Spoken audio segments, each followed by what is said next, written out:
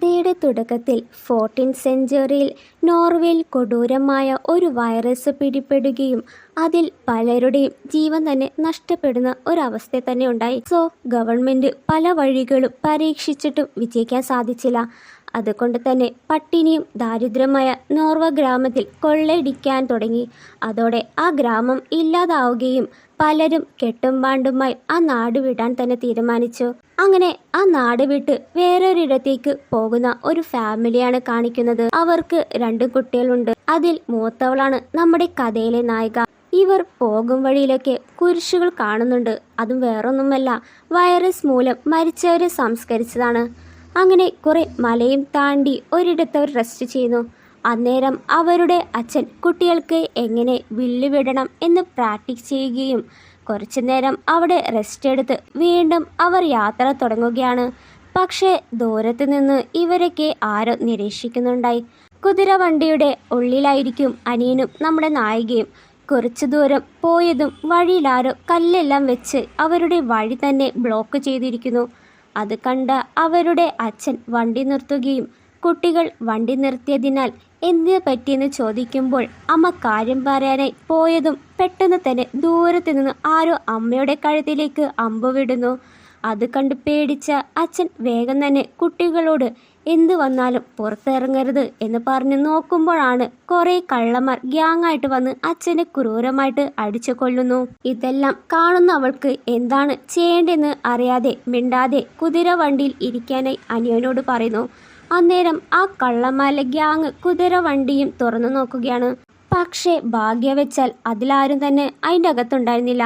ഒരുത്തൻ 2 കുട്ടികളെ കണ്ടല്ലോ എന്ന് പറയുമ്പോൾ അവർ വണ്ടി നല്ലവണ്ണം പരിശോധിക്കുന്നു. അവർ എവിടെയെന്ന് നോക്കുമ്പോഴാണ് വണ്ടിയുടെ അടി 2 പേരും തൂങ്ങിക്കെടുക്കുകയായിരിക്കും. പക്ഷേ അനിയന് കുറെ നേരം തൂങ്ങിക്കെടുക്കുന്നതിനാൽ കൈ വഴങ്ങുകയും അവൻ താഴെ വീഴുന്നു. താഴെ വീണ് സൗണ്ട് കേട്ട ആ ഗ്യാങ്ങിലൊരുത്തൻ അവരെ കണ്ട് അവനെ പുറത്തെടുക്കുന്നു. അവനെ ഉപദ്രവിക്കുന്നത് കണ്ട് അവൾ അവനെ രക്ഷിക്കാനായി ഒരുത്തൻ്റെ മുതുകിൽ കയറുമ്പോൾ വേറൊരുത്തൻ കഴുത്തു പിടിച്ച് പൊക്കുകയാണ് അവളെ. ഉടനെ അവൾ അനിയനോട് നീ രക്ഷപ്പെട്ടോ എന്ന് പറഞ്ഞതും ഒരുത്തൻ അമ്പ് വിട്ട് അനിയനെ കൊല്ലുന്നു. അത് കണ്ടവൾക്ക് ഒട്ടും തന്നെ സഹിക്കാനേ കഴിഞ്ഞില്ല. അവളുടെ അച്ഛനെയും അമ്മയും സ്വന്തം കൂടപ്പറപ്പിനെയാണ് ഒറ്റ നിമിഷം കൊണ്ട് കൊലപ്പെടുത്തിയത്. അനിയനെ അമ്പ് വിട്ട് കൊലപ്പെടുത്തത് അവരുടെ ഗ്യാങ്ങിലെ തലവിയായ ടാങ്കർ ആയിരിക്കും. അവളെയും കൊല്ലാനായി ഒരുങ്ങുമ്പോൾ ആ കൂട്ടത്തിൽ ഒരു മുട്ടത്തലേ നീയല്ലേ അവളുടെ കുടുംബത്തെ കൊന്നത്, അവളെ ഞാൻ കൊന്നോളാം എന്ന് ഹാപ്പിയായി നിൽക്കുമ്പോൾ അവൻ ഏത് അർത്ഥത്തിലാണ് അവളെ നോക്കുന്നെന്ന് മനസ്സിലാക്കിയ ടാങ്കർ അവളെ ഒന്നും ചെയ്യേണ്ട എന്ന് പറഞ്ഞ് അവളെ അടിമുടി നോക്കി ഇവളെ നമ്മുടെ ഇടത്തിൽ കൊണ്ടുപോകാമെന്ന് പറയുന്നു. ഇവൾക്കും അവർ എവിടെയാണ് കൊണ്ടുപോകുന്നതെന്നോ എന്താണ് ചെയ്യാൻ പോകുന്നത് എന്നോ അറിയില്ല. അവളുടെ 2 കൈ കെട്ടി കൂട്ടിക്കൊണ്ടു പോകുമ്പോൾ അവളൊന്ന് തിരിഞ്ഞു നോക്കുന്നുണ്ട്. അവളുടെ അച്ഛനെയും അമ്മയും അനിയനെയും കുതിരവണ്ടിയിൽ വെച്ച് തീ കൊളുത്തുകയാണ്. ഇപ്പോൾ അവളെ അവർ രഹസ്യമായി താമസിക്കുന്ന ഇടത്തിലായിരിക്കും കൊണ്ടുപോകുന്നത്. അവിടെ ടെൻ്റെല്ലാം കെട്ടിയിരിക്കുന്നു. ടാങ്കറുടെ ഭർത്താവും അതുപോലെ മകളെയും കാണിക്കുന്നു. മകളുടെ പേരാണ് ഫ്രിഗ. അന്ന് രാത്രി അവർ ഭക്ഷണമെല്ലാം കഴിച്ചിരിക്കുമ്പോൾ അവൾ അവളുടെ ഫാമിലി പോയതിൽ ആകെ വിഷമിച്ചിരിക്കുകയായിരിക്കും. അന്നേരം ടാങ്കർ വന്ന് അവളെക്കുറിച്ച് ചോദിക്കുമ്പോൾ അവളാണെങ്കിൽ ആ ഷോക്കിൽ നിന്ന് ഇപ്പോഴും നോർമൽ ആയിട്ടില്ല. ടാങ്കർ പറയുന്നുണ്ട്, ഞാൻ പറയുന്നത് കേട്ട് ജീവിച്ചാൽ ആരും നിന്നെ തൊടില്ല എന്ന് പറഞ്ഞ് അവളെ തനിയെ ഒരു മരത്തിൽ കെട്ടിവെക്കുന്നു. ചിലപ്പോൾ അവൾ എങ്ങാനും ഓടിപ്പോകും എന്ന് കരുതിയിട്ടായിരിക്കും. ആ ഒരു സമയത്ത് ടാങ്കറിൻ്റെ മകളെ കാണുമ്പോൾ കുറച്ച് വെള്ളം തരുമോ, നല്ല ദാഹമുണ്ട് എന്ന് പറഞ്ഞതും ആ കുട്ടിയുടെ നല്ല മനസ്സുള്ളത് കാരണം വെള്ളം ആരും കാണാതെ കൊണ്ടുപോയി കൊടുക്കുമ്പോൾ കറക്റ്റ് ടൈമിൽ ടാങ്കർ വന്ന് എന്താ ഇവിടെ എന്ന് ചോദിക്കുന്നു. വെള്ളം ചോദിച്ചിട്ടാണ് എന്ന് ആ കുട്ടി പറയുമ്പോൾ ഒരു കൊച്ചുകുട്ടി എന്നുള്ള പരിഗണന പോലില്ലാതെ അതിനെ മുഖത്തടിച്ച് ഇതിനിപ്പുറം നിന്നോട് ഇവൾ എന്തെങ്കിലും ചോദിച്ചാൽ അവളുടെ നഖമങ്ങ് കട്ട് ചെയ്തേക്കാം എന്ന് പറഞ്ഞ് ആ കൊച്ചിനെ കൊണ്ട് അവളെ അടിക്കാനായി പറയുന്നു. ആ കുട്ടിയാണെങ്കിൽ പറഞ്ഞത് കേൾക്കാനല്ലേ പറ്റുമെന്ന് കരുതി അവളുടെ മുഖത്തിട്ട് അടിക്കുകയാണ്. അവളെ ടെൻറ്റിലോട്ട് പോവാനായി പറയുന്നു. അപ്പോൾ ടാങ്കർ ഒരു കാര്യം പറയുന്നുണ്ട്. അവളെ കൂട്ടിക്കൊണ്ടുവന്നത് തന്നെ അവരുടെ മകൾക്ക് ഒരു ചേച്ചി വേണം എന്ന് പറഞ്ഞിട്ടാണ്. എന്തെന്ന് വച്ചാൽ ടാങ്കറിന് കുഞ്ഞുങ്ങളെ പ്രസവിക്കാൻ തന്നെ ഇഷ്ടമല്ല. ശേഷം ടാങ്കർ ഫ്രിഗയോട് അവൾ മോശമാണ്, ഞങ്ങളെ അറ്റാക്ക് ചെയ്യാൻ വന്നതുകൊണ്ടാണ് ഞങ്ങൾ അവളെ കെട്ടിയിട്ടതെന്ന് പറഞ്ഞ് അവളുടെ മൈൻഡെല്ലാം മാറ്റുകയാണ്. ഇവിടെ ഇവൾ പേടിച്ച് തന്നെ അവിടെ ഇരിക്കുമ്പോൾ ആ മുട്ടത്തലൻ വീണ്ടും അവളെ ഉപദ്രവിക്കാനായി വരുന്നു. കറക്റ്റ് സമയത്ത് ടാങ്കറിന്റെ ഭർത്താവ് വന്ന് അയാളെ മാറ്റി ടാങ്കർ ഇവളെ ഉപദ്രവിക്കരുത് എന്നാണ് പറഞ്ഞിട്ടുള്ളത്, നീ മാറി നിൽക്ക്, അവളെ എനിക്ക് വേണമെന്ന് പറഞ്ഞ് അയാളുമായി തർക്കമുണ്ടാക്കുമ്പോഴും അവരുടെ സൗണ്ട് കേട്ട് ടാങ്കർ വന്ന് ആ ഒരു സമയത്ത് അവൾ ആ മൊട്ടത്തലിൻ്റെ കത്തി അവളുടെ സൈഡിൽ വീണ് കിടക്കുന്നുണ്ടാവും. അത് അവളുടെ കാല് വെച്ച് എടുക്കാൻ ട്രൈ ചെയ്യുകയായിരിക്കും. ഇവിടെ ടാങ്കർ വന്ന് പറയുമ്പോഴേക്കും അവരുടെ തർക്കം തീരുകയും അവൾ കത്തിയെടുക്കുന്നത് ടാങ്കറിന്റെ മകൾ കാണുകയും കറക്റ്റ് ടൈമിൽ ഇത് ടാങ്കർ കണ്ട് നിനക്ക് എന്ത് ധൈര്യമാണ് നീ ഇങ്ങനെ ചെയ്യുമെന്ന് പറഞ്ഞ് അവളോട് ഒരു കാര്യം കൂടി പറയുന്നുണ്ട്. അവളുടെ അനിയൻ ഇപ്പോഴും ജീവനോടെ വിടാമായിരുന്നു. ഇപ്പോൾ നീ രക്ഷപ്പെടാനായി നോക്കിയത് കൊണ്ട് നാളെ ഇവിടെയുള്ളമാരോട് നിന്നെ എങ്ങനെയൊക്കെ ഉപദ്രവിക്കാവോ എന്ന് പറഞ്ഞ് അവളെ ഭീഷണിപ്പെടുത്തുകയാണ്. മകളോടും നാളെ രാവിലെ നീയാണ് അവളുടെ ഒരു വിരൽ വെട്ടേണ്ടത് എന്ന് പറഞ്ഞിട്ട് പോകുകയാണ്. അവൾക്കും എന്താണ് ചെയ്യേണ്ടതെന്ന് അറിയാതെ ഇരിക്കുന്നു. അടുത്ത ദിവസം രാവിലെ അവൾ ആ കെട്ടടിക്കാൻ നോക്കുമെങ്കിലും പറ്റുന്നില്ല. ആ ഒരു സമയത്ത് ടാങ്കറിന്റെ മകൾ കത്തിയുമായി വരികയാണ്. അപ്പോൾ അവളൊന്ന് പേടിക്കുന്നു, ഇനി വല്ല കൈ എങ്ങാനും മുറിക്കാനായിരിക്കുമോ.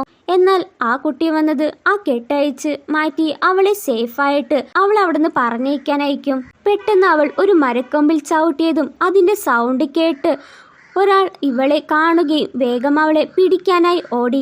അവളും ആ കുട്ടിയും കൂട്ടി കാട്ടിലേക്കും ഓടുന്നു. സോ അയാളുടെ സൗണ്ട് കേട്ട ശേഷം മറ്റ് ഗ്യാങ്ങും അവരുടെ ആയുധമെല്ലാം എടുത്ത് അവരെ കണ്ടുപിടിക്കാനായി ഇറങ്ങി. ഇവിടെ ഇവർ ഒരു പാറയ്ക്ക് പിന്നിൽ ഒളിക്കുകയായിരിക്കും. ടാങ്കറിനാണെങ്കിൽ ആകെ ടെൻഷനും ദേഷ്യമാണ് വരുന്നത്.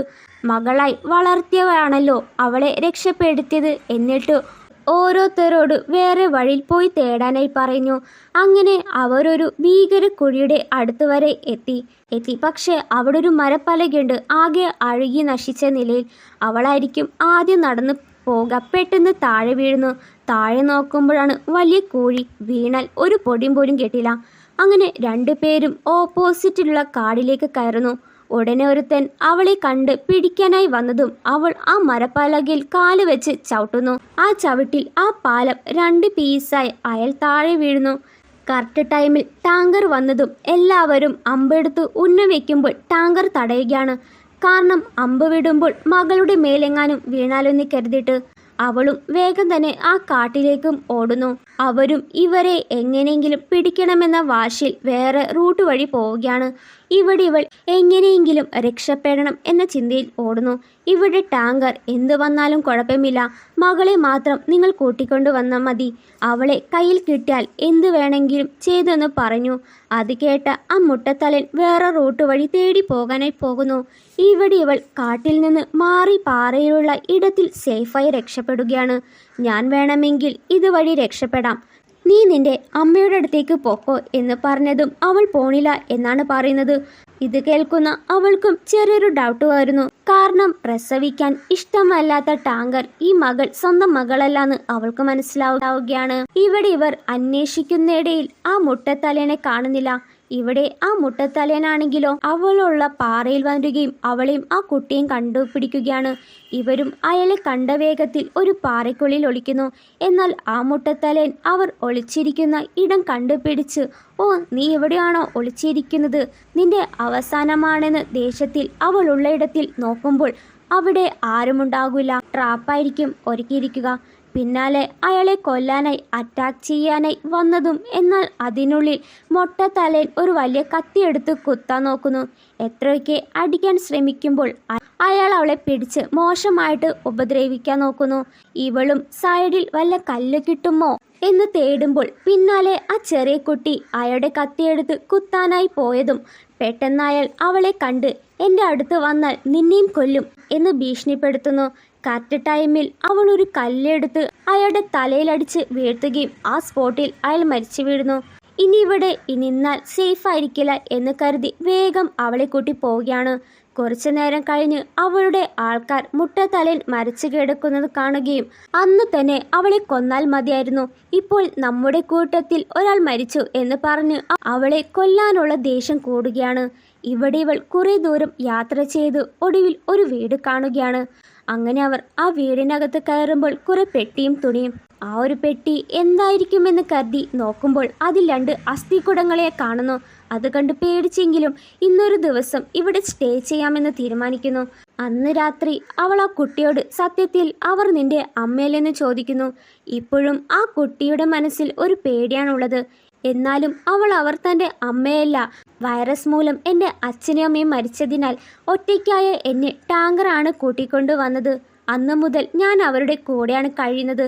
എന്നാൽ അവർ ചെയ്യുന്ന ഓരോ കാര്യം എനിക്ക് ഇഷ്ടമല്ല പറയുന്നു. ഇവിടെ ഇവർ രാത്രിയായാലും അവളെ പിടിക്കണം എന്ന വാശിയിൽ തേടിക്കൊണ്ടിരിക്കുകയാണ്. അപ്പോൾ ഇവിടെ ആരോ അവർ ഉള്ളയിടത്ത് വരുന്നത് കാണിക്കുന്നു. അകത്ത് അവൾ ആരെങ്കിലും വരുമെന്നുള്ള പേടിയിൽ ഉറങ്ങാതെ ഇരിക്കുമ്പോൾ അവിടേക്ക് അവളുടെ അനിയനുള്ളത് പോലെ തോന്നുന്നു. ഇവളും അനിയൻ്റെ അടുത്തേക്ക് പോകുമ്പോൾ എന്നെ നോക്കിക്കോളാമെന്ന് പറഞ്ഞതല്ലേ, എന്തിനാണ് നുണ പറഞ്ഞത്? പെട്ടെന്ന് അവൾ ഞെട്ടി എഴുന്നേൽക്കുകയാണ്. ഇതെല്ലാം അവൾ സ്വപ്നമായിരുന്നു കണ്ടത്. ആ ഒരു സമയത്ത് വീട്ടിനുള്ളിൽ ആരോ വരുന്നത് പോലെ സൗണ്ട് കേൾക്കുന്നു. ഇവരും പേടിച്ച് അവിടെ ഒരിടത്ത് ഒളിച്ചിരിക്കുകയായിരിക്കും. അകത്ത് വന്നയാൾ ചുറ്റും നോക്കിയിട്ട് പോകുന്നു. അയാൾ പോയതിന് പിന്നാലെ ഇവർ പുറത്തേക്ക് വന്ന് ഓടാൻ നോക്കുമ്പോൾ അയാൾ അവരെ പിടികൂടുകയും എന്നാൽ അയാൾ ടാങ്കറിൻ്റെ ആൾക്കാരല്ല. അവരെ കണ്ട ഉടനെ നിങ്ങൾ ആരാണ്, ഇവിടെ എന്താണ് ചെയ്യുന്നത് ചോദിക്കുമ്പോൾ ഞങ്ങൾ അറിയാതെ വന്നതാണ്, ഞങ്ങൾ ഇപ്പോൾ തന്നെ പൊക്കളാമെന്ന് പറഞ്ഞു. സത്യം പറ, എന്തിനാണ് നിങ്ങൾ ഇവിടെ വന്നത്? ഞാനും ഒരു കള്ളനാണ്, നിങ്ങൾ എന്തായാലും കള്ളന്മാരല്ല. അവർ എന്തോ പ്രശ്നത്തിൽ പെട്ടിരിക്കുകയായിരിക്കുമെന്ന് കരുതി അവർക്ക് കഴിക്കാനായി ഭക്ഷണം കൊടുക്കുകയാണ്. ഇയാളും അവരുടെ ആൾക്കാരല്ലെന്ന് മനസ്സിലാക്കിയ അവൾ അയാളോട് നടന്ന സംഭവങ്ങളെല്ലാം തുറന്നു പറയുകയാണ്. അത് കേട്ടയാൽ അവരിൽ എത്ര പേരുണ്ട് എന്ന് ചോദിക്കുന്നു. മൊത്തത്തിൽ 5 പേര്. അവരുടെ തലവി ഒരു ലേഡിയാണ്. അവരുടെ പേര് ടാങ്കറാണ് എന്ന് പറഞ്ഞതും അയാളൊന്ന് ഞെട്ടുകയാണ്. ഇവിടെയുള്ളവർക്ക് അവരെ അറിയാം. അവൾ ഭയങ്കര കള്ളിയാണെന്ന് പറഞ്ഞ് ടാങ്കറിനെ കുറിച്ചുള്ള കഥ പറയുന്നു. ടാങ്കർ ഒരു വില്ലേജിലാണ് കഴിഞ്ഞത്. അവർക്ക് ഒരു കുഞ്ഞുമുണ്ടായി. അതും വൈറസ് പടർന്ന സമയത്ത് ആ കുഞ്ഞു വഴിയാണ് വൈറസ് പടർത്തിയെന്ന് പറഞ്ഞ് അവളുടെ കുഞ്ഞിൻ്റെ കൈ കെട്ടി വെള്ളത്തിൽ മുക്കി കൊന്നായിരുന്നു. ഇതെല്ലാം കണ്ട് നെഞ്ച് പൊട്ടിക്കരഞ്ഞ അവരെയും ആ ഇടത്തിൽ തന്നെ കൊല്ലാൻ ശ്രമിച്ചു. പക്ഷേ എന്തോ ഭാഗ്യം കൊണ്ട് അവർ അതിൽ നിന്ന് രക്ഷപ്പെടുകയും അതിനുശേഷം ഒരു ഗ്യാങ് ഉണ്ടാക്കി എല്ലാവരെയും കൊല്ലാനായി തീരുമാനിച്ചത്. അടുത്ത ദിവസം അവൾ പുറത്തെന്തോ സൗണ്ട് കേട്ട് നോക്കുമ്പോൾ അയാളുടെ കയ്യിലുള്ള ഒരു വലിയ മൂർച്ച കമ്പി മൂർച്ച വെപ്പിക്കുകയാണ്.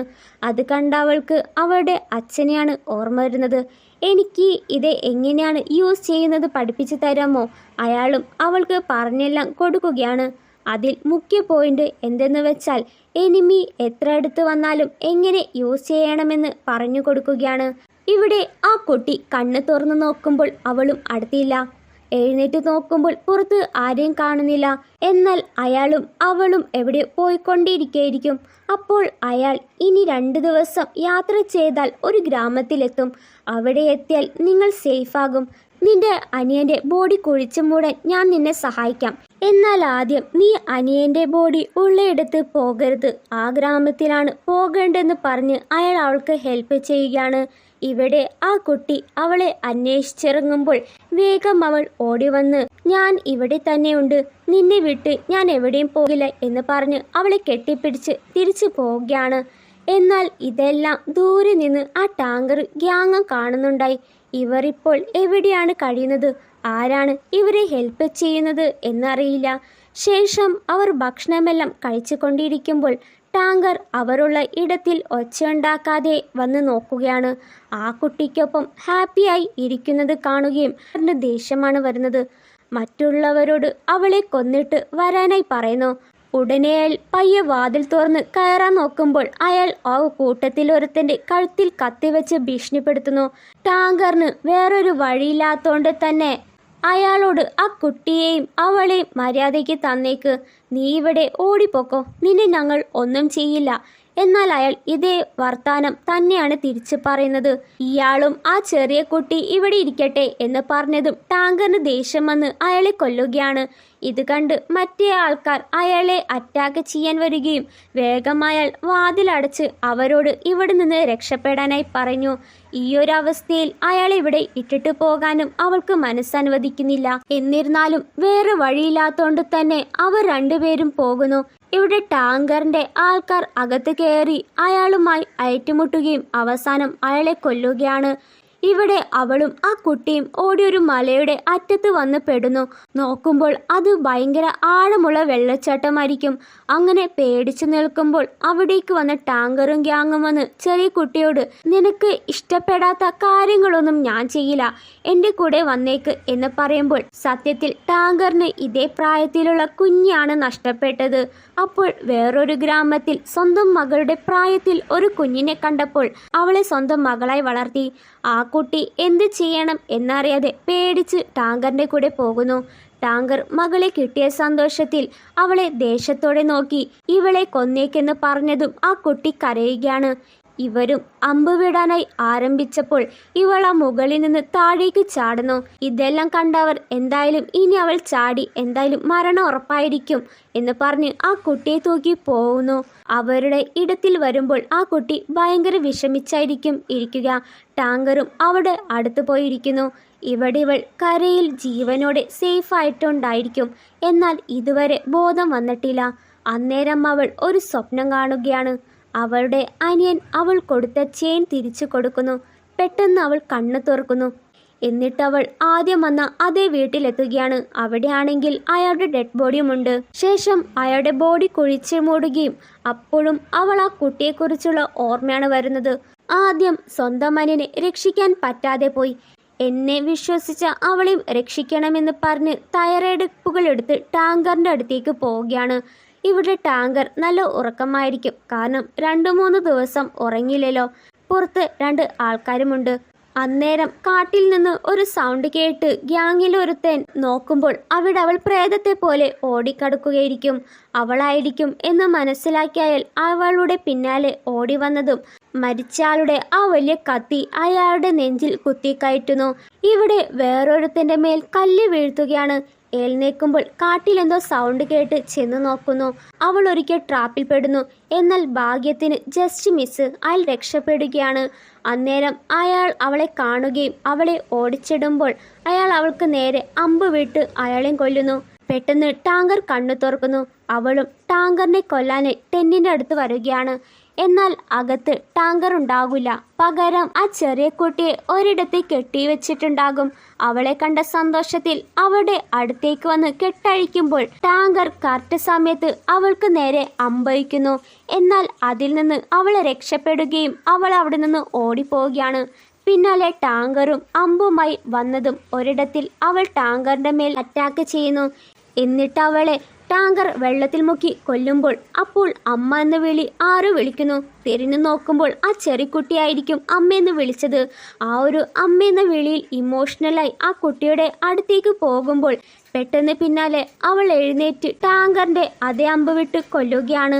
ശേഷം അവളുടെ അനിയനെ കൊന്നയിടത്തിൽ വന്ന് അവൻ്റെ ബോഡി കുഴിച്ചു മൂടി എൻ്റെ അനിയനെ രക്ഷിക്കാൻ പറ്റില്ലെന്ന് പറഞ്ഞ് നിൽക്കുമ്പോൾ ആ കുട്ടി ഒരു പാവ അനിയൻ്റെ കല്ലറിക്ക് മോൾ വെക്കുന്നു.